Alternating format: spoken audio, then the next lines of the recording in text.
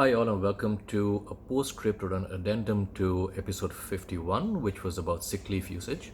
I got a number of comments on it yesterday, and some of them were let me just straighten my hair out a little bit. Some of them were simply asking for me to elaborate a bit more on the airline specific aspect of sick leave usage and policy and issues that, especially pilots and cabin crew who are rostered and on whom the operation depends significantly, how it relates to them, and are there opportunities to improve the way things work, what's failing, what's not failing, etc. So let me just quickly go through the big picture of where I think the sick leave and entire leave policy for that matter is between for pilots and cabin crew specific to India. Now, the situation for captains in India is that airlines are perpetually in short supply of captains. It's for two reasons. Number one, the growth rate has been high, and it takes time for pilots to qualify to be captain. You need a few thousand hours, which is equal to a few years of flying before you can become captain. So obviously, it takes time to build up that backlog or that pool of pilots who can become captain. But what makes it much tougher is the fact that pilots often move airlines and move overseas, especially to the Middle Eastern carriers. And even though there's a 6 month notice period, it takes longer than 6 months to train somebody to be a captain. Like I said, it takes a few years.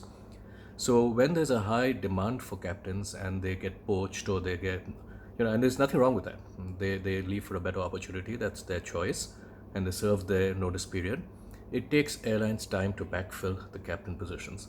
And because of that, lately, because the Indian airline industry has been in a high growth mode, there has been a perpetual shortage of captains.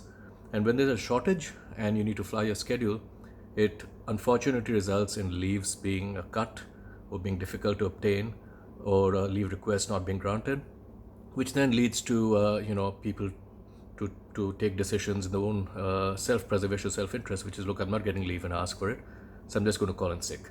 So that's a vicious circle that needs to be somehow stemmed.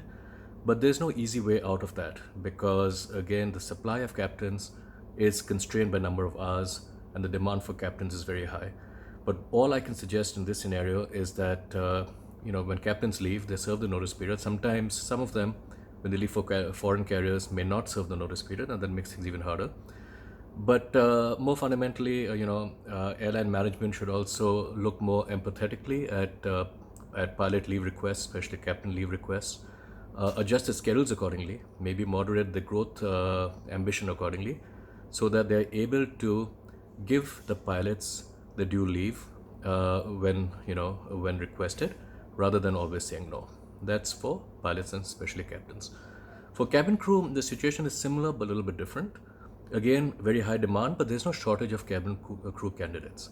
Cabin crew candidates, you need to be a class 12 pass. At Vistara, I had put in a requirement that you need to have at least 60% in your class 12 exam.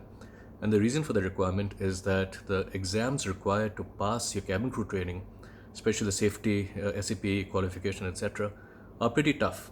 And we've seen a high correlation between academic performance and the ability to pass these SAP exams. So there's no point in investing in somebody and making them move and putting them through training if they don't pass the exam. So we found a high correlation between academics and performance in the SAP exam. And we found that 60% is a reasonable cutoff. Students who are weaker than that typically struggle in this exam and don't pass.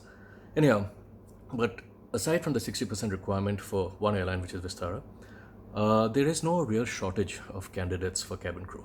The problem for cabin crew occurs when they leave for another job without notice. And unfortunately, there is no car in India, like there is for pilots where a 6 month notice is required. There is no car requiring a specific notice period for cabin crew in India. So unfortunately, often you have cabin crew who just, tell you tonight that they're leaving the company, and tomorrow they don't show up and they go, they've got an offer from a foreign airline from some other domestic airline, and the airline is left with, no notice whatsoever. And it takes 3 months to train a cabin crew. So if people leave with no notice and it takes 3 months to train cabin crew, again, you'll end up in a situation of cabin crew shortage, and leaves then become difficult to grant, etc. How do you get out of that? I think two aspects. Airlines need to ramp up their training pipeline, but cabin crew need to be more responsible. They need to understand that, when they sign the employment contract, there's a 3 month notice period. They should serve it. And in fact, at Vistara, I had started a policy that if somebody leaves without serving the 3-month notice period, unless it's for an emergency which can be documented, a family member ill or whatever, but if they leave and especially if they join another airline without giving notice, that person will never be hired back into Vistara. There would be no, the rehire status would be no, negative. But if the person leaves with a good record, with 3 months notice, joins some other airline or does some other job or goes home or whatever, and later wants to come back, they are welcome back because they have fulfilled their part of the contract, they've given notice, no hard feelings there. So again, cabin crew, you can help by not leaving without notice, and rostering departments and management need to build up the pipeline and try their best to grant leaves when requested. Now, coming back to the entire concept of requesting leaves, in India, I think there is no standard uniform way in which it is done. Often it is either first come, first serve, or it is luck of the draw, or it is, in some cases, unfortunately, how persuasive you are in asking for your leave. And I think none of this is right. First come, first serve is completely nonsense, because if you set a deadline saying that, look, starting January 1st, we're going to start evaluating leave requests, then at midnight, December 31st, January 1st, everyone will submit the leave request, and it just, frankly, doesn't make sense. What airlines in the West tend to do, at least in the US, where I had worked previous to India, is that it's a very simple concept. Leaves are determined by seniority status. So if two people apply for leave for the same day, and only one leave can be granted, the most senior person, and seniority is determined by date of joining at the airline. So by date of joining, the most senior person will get that leave if two people want to leave and only one can be granted. This is a very fair system because it rewards seniority and dedication and loyalty to the company. And also it actually does something else which is very important. It creates greater retention for the company, because a cabin crew or a pilot or a captain will know that as they get more senior, their ability to get the first choice of leave improves. Even the second choice, people who use a seniority-based system normally give the first 10 choices of leaves, and normally the more senior you get, the higher to the first choice you can get. And this is a retention tool as well, because when you join another airline, you probably have to go back into the general pool, and you no longer have the seniority benefit of getting your first or second choice of leave. So if airlines all were to turn to seniority-based leave systems, it would be fairer. I think people in any career, when they join a job, they realize that they first have to earn their stripes, and they can't expect to get exactly the same privileges and same kind of flexibility as somebody more senior. But they'll earn their stripes, and they will eventually get to that status. And when they leave a job, they know that they will lose that privilege of getting the first or second choice leaves, and that could make them think twice about switching jobs as well. So again, the situation is not an easy one.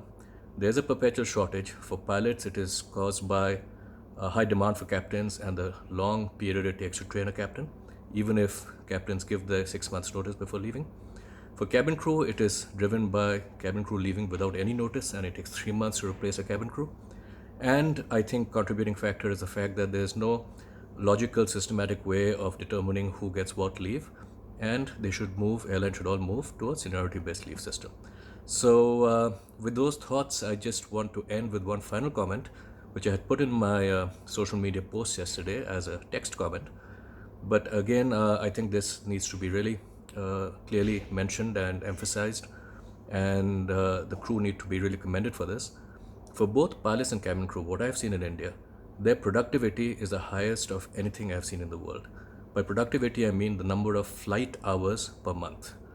Right? That is there's a maximum that cabin crew and pilots can fly is 1,000 hours in a year, which equates to about 90 or 80 something flight hours in a month.